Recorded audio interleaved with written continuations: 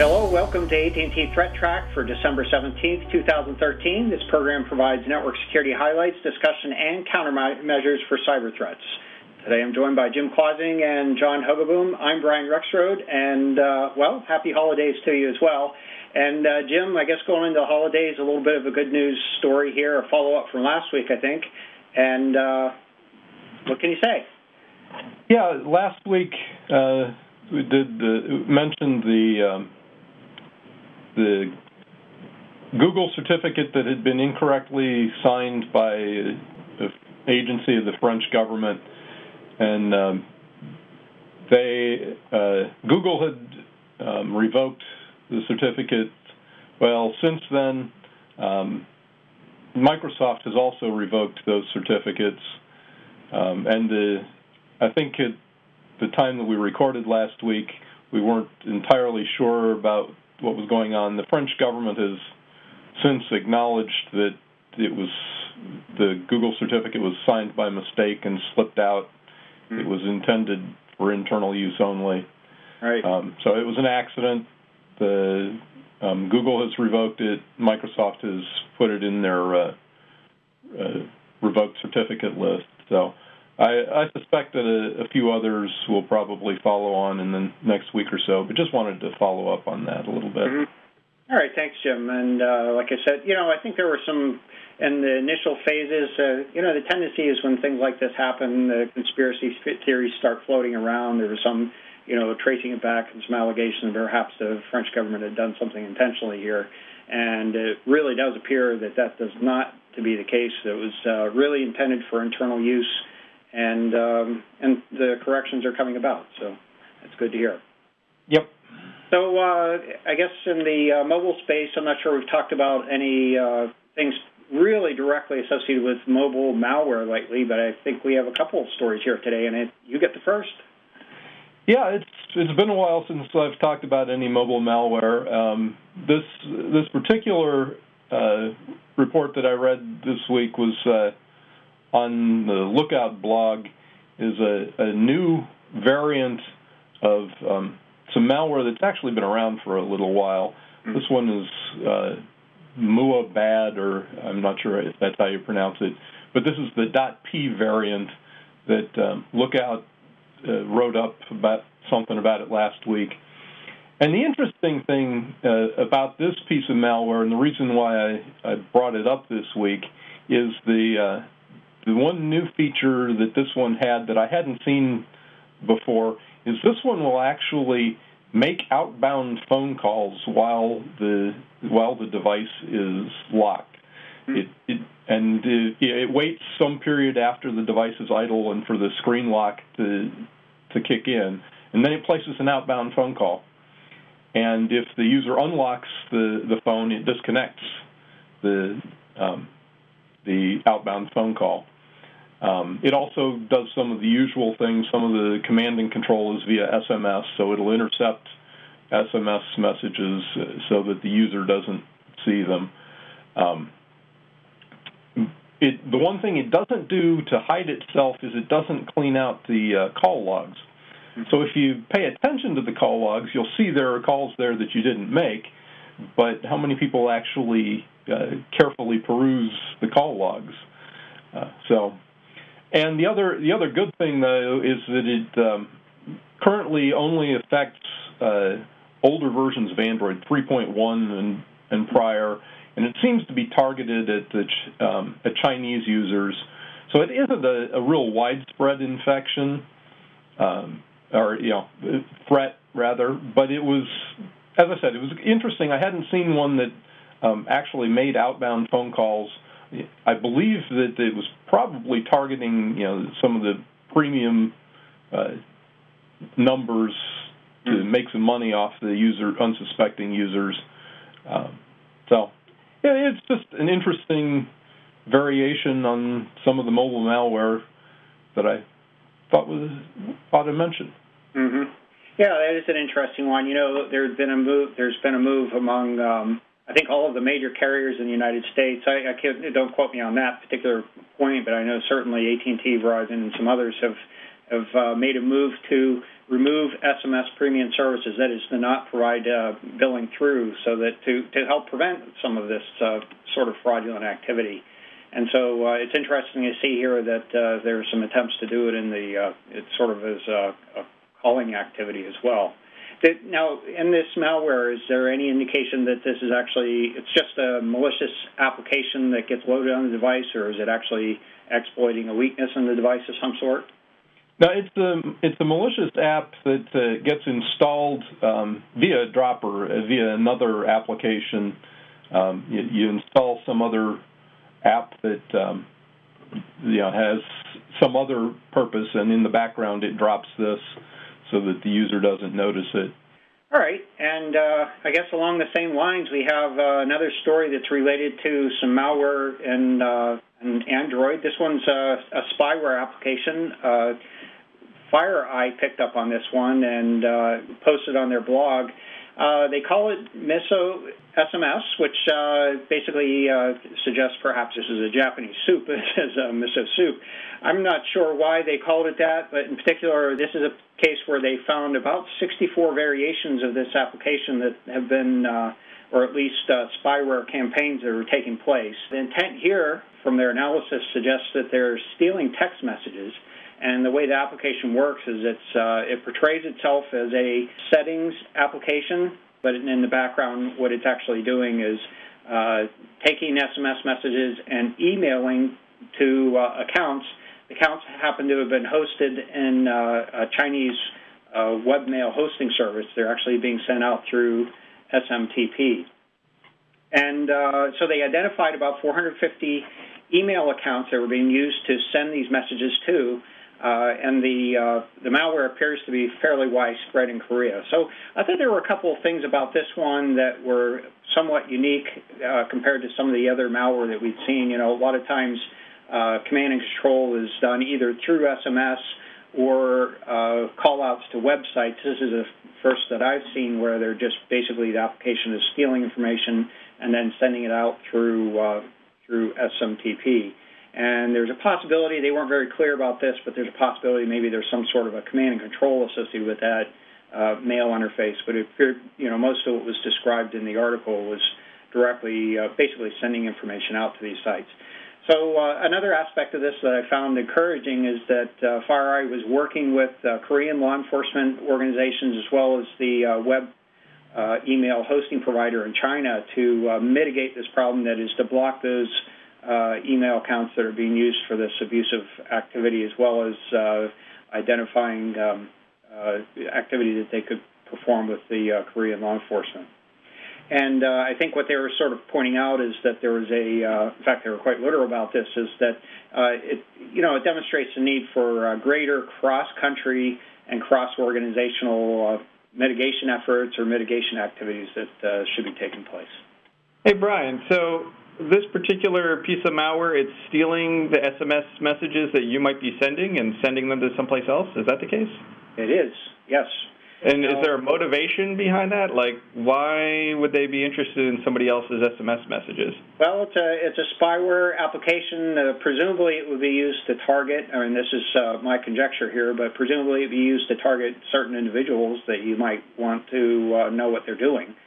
And, right. The article didn't go into enough detail to really ascertain what might be targeted. It's not sure if FireEye, the researchers, were completely cognizant of who the actors were or what their motivation might be. But certainly it does demonstrate that this is another sort of capability. And to my knowledge, there isn't anything that's actually exploiting the device here. It appears to be just an application that portrays itself as one thing and yet does at least something else. So, but it's a very good question. It doesn't appear to have any direct monetary advantage, and they sort of, I kind of felt that it was implying that there was some sort of, it was sort of an APT type thing where they were perhaps trying to steal information from specific individuals for perhaps tracking what they're doing, or, you can only imagine. Yeah, I mean, the other thing that comes to mind immediately is I know I have set up with my bank that when I log in, it sends me an SMS text message with a code that I need to type in as like a two-factor authentication. I could see, not to say that that's what they're doing here, but it's a possible reason they might want to gather that information if you're targeting specific people and you know who they are. Yeah, well, that's a very good point, and there have been applications. I know of at least one very prominent one that had taken place in Europe and Germany in particular. I think they were targeting some German banks doing exactly that sort of thing. And I don't recall the name of that particular campaign or the malware that was associated with it. In fact, I don't think it was targeting Android. I think it even predated that. It was targeting Nokia devices, I think, back then. And that was exactly, it was trying to get that back channel SMS authentication path.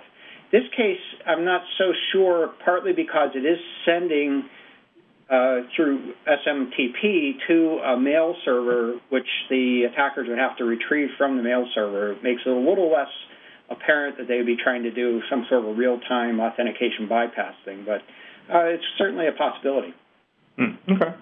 Yeah, and we've seen, Windows malware or Linux malware that uses SMTP to exfiltrate stuff in the past, but this is the first time I remember mobile malware, in this case Android, using SMTP to exfiltrate. Mm-hmm. Another new wrinkle. That's, so in any case, we have our share of Android-based malware for the week here. And so, John, what can you tell us about, I guess, we have all kinds of new variations of malware to make money. What's going on with point of sale? All right, yeah, thanks, Brian. So this is, we're talking a lot about Android malware here. This is another sort of malware on a different type of device than maybe we normally talk about. But I thought it was kind of a timely discussion here because we're probably all going out doing our holiday shopping.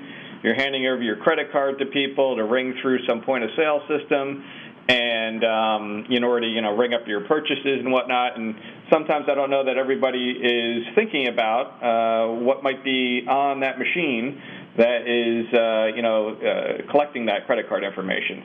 So this is a story that recently came to light. A few people, Arbor Networks and Intelcrawler, and I think maybe somebody else had done some analysis of this particular family of malware.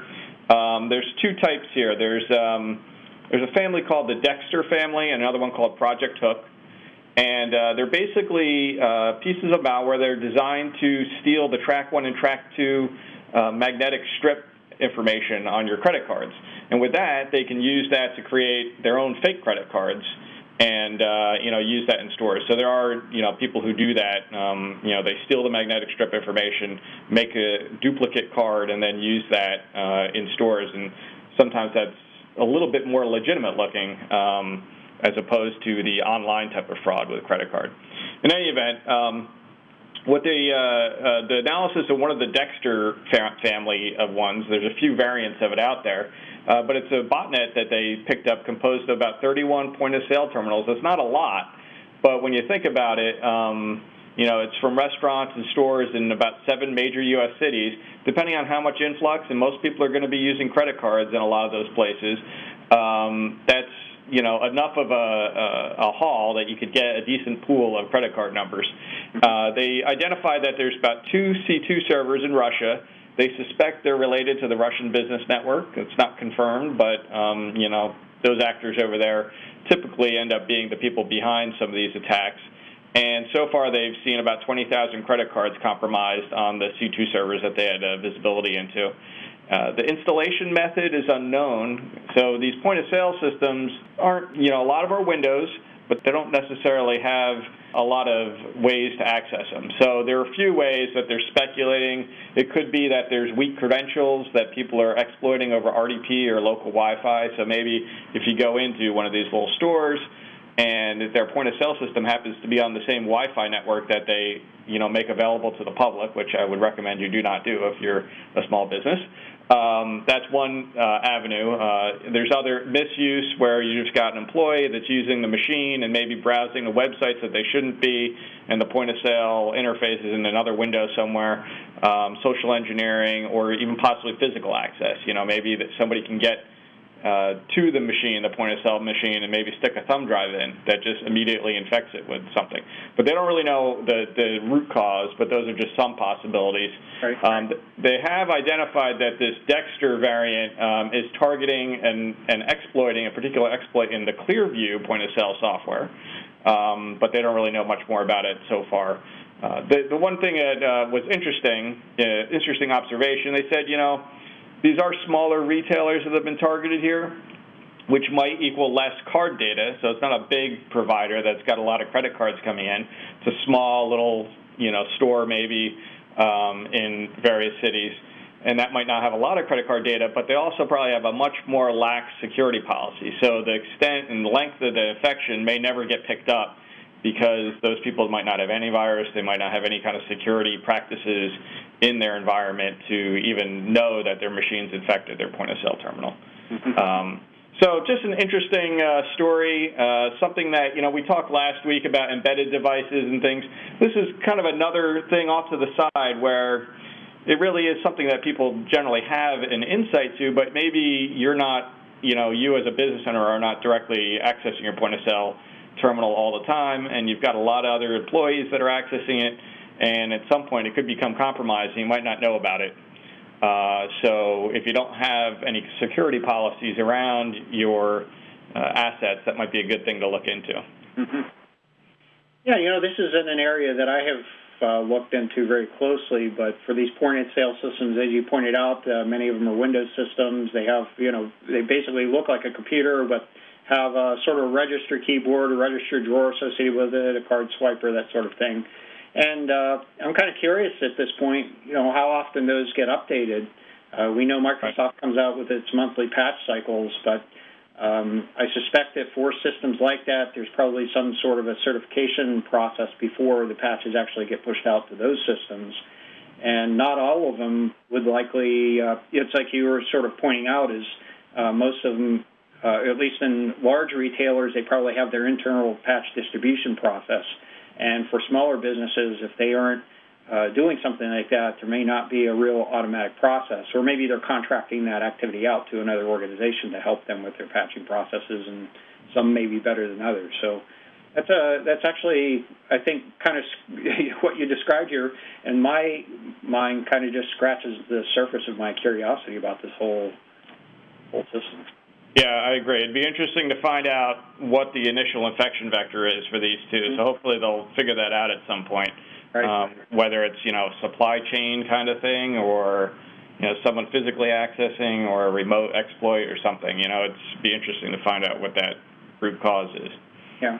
I seem to recall perhaps maybe 2 years ago where there was a prominent retail chain where there was actually an insider that was replacing point-of-sale units with ones that had been Trojaned. Yep. And I think it was actually replacing the card reader device itself.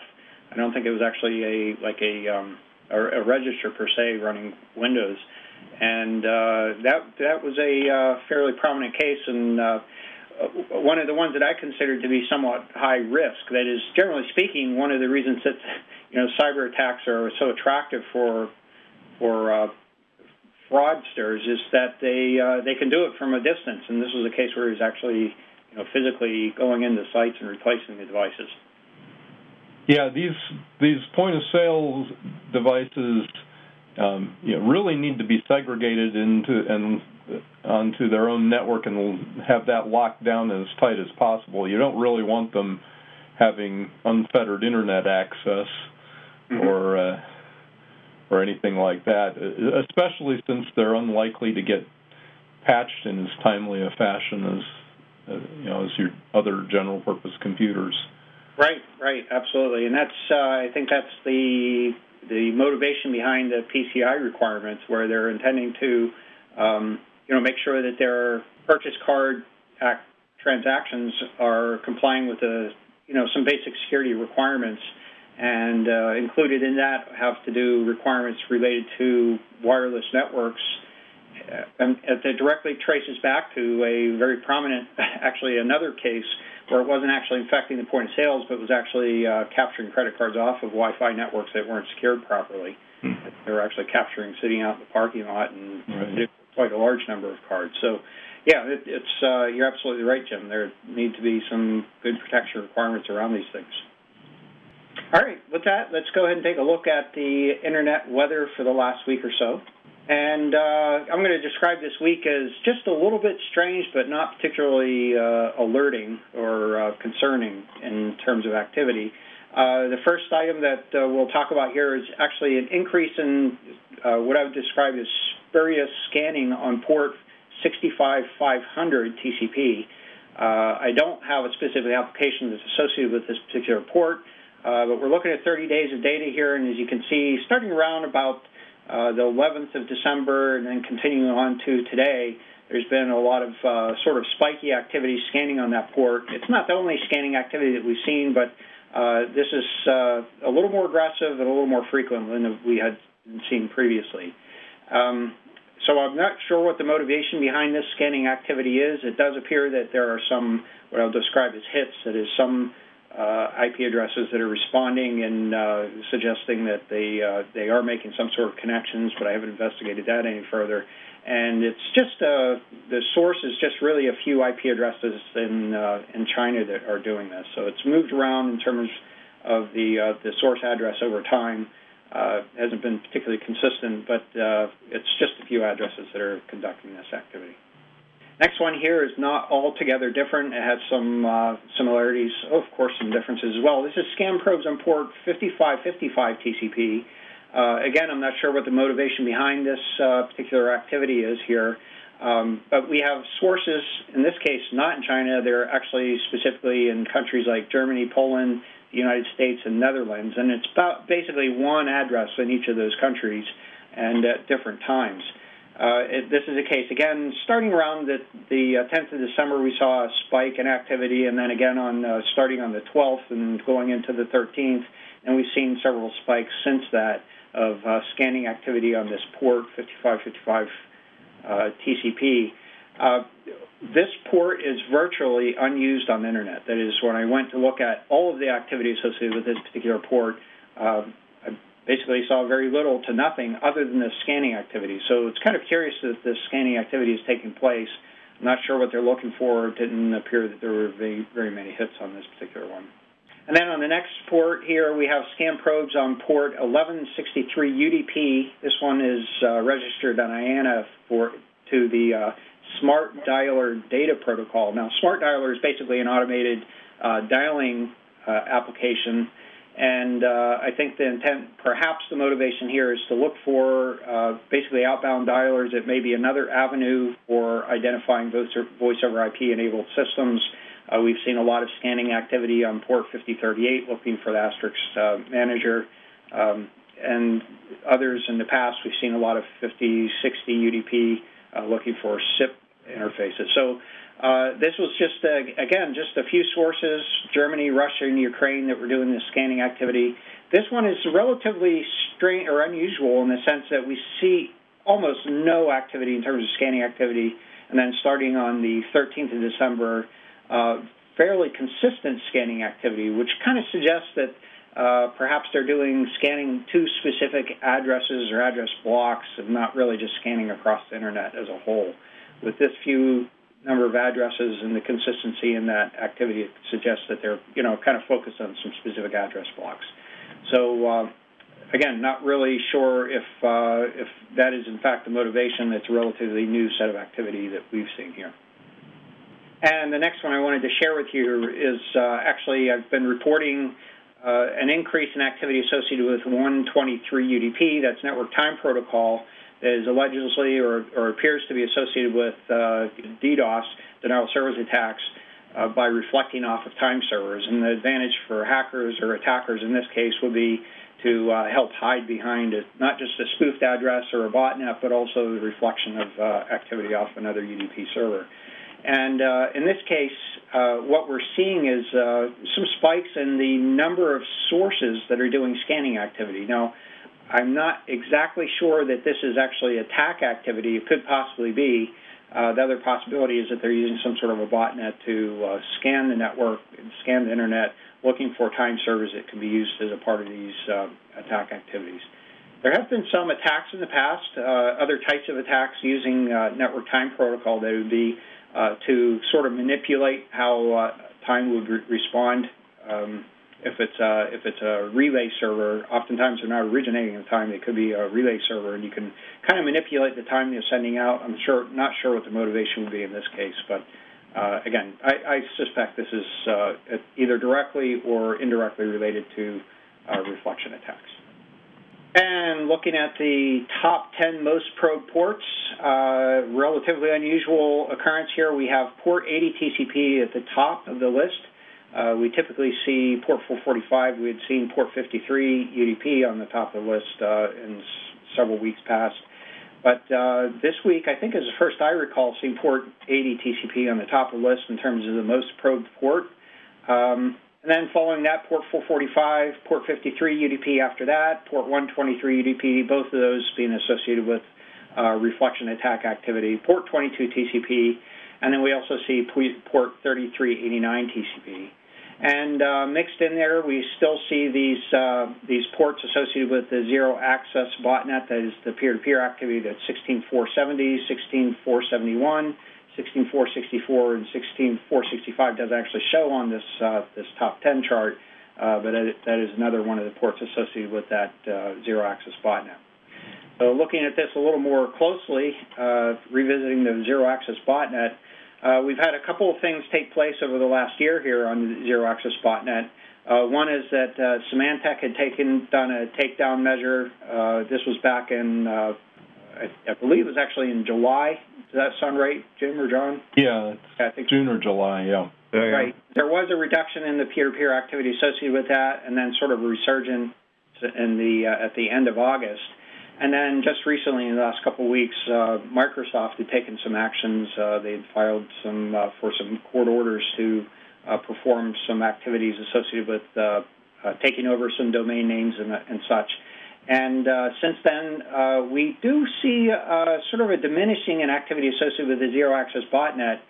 It's not clear if that's actually a result of the takedown activity itself, or sometimes when actions like this take place, and this may have been the case when the Symantec activity took place as well, sometimes when an action is taken against a botnet, the operators, the attackers associated with the botnet will kind of lay low for a little while until the attention sort of draws down a little bit and then resume their activities later on. So we'll have to be patient and see how this develops over time to see if there was actually some good effect against the zero-access botnet. It certainly is a large one, and it's supposedly associated with a reasonable amount of revenue loss associated with online advertising.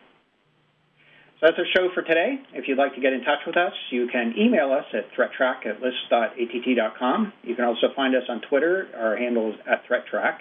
The ThreatTraq video is available on the AT&T Tech channel at att.com/ThreatTraq. It's also available on YouTube, and you can subscribe to an audio-only version on iTunes. We'd like to thank you for joining us today. Thank you, Jim.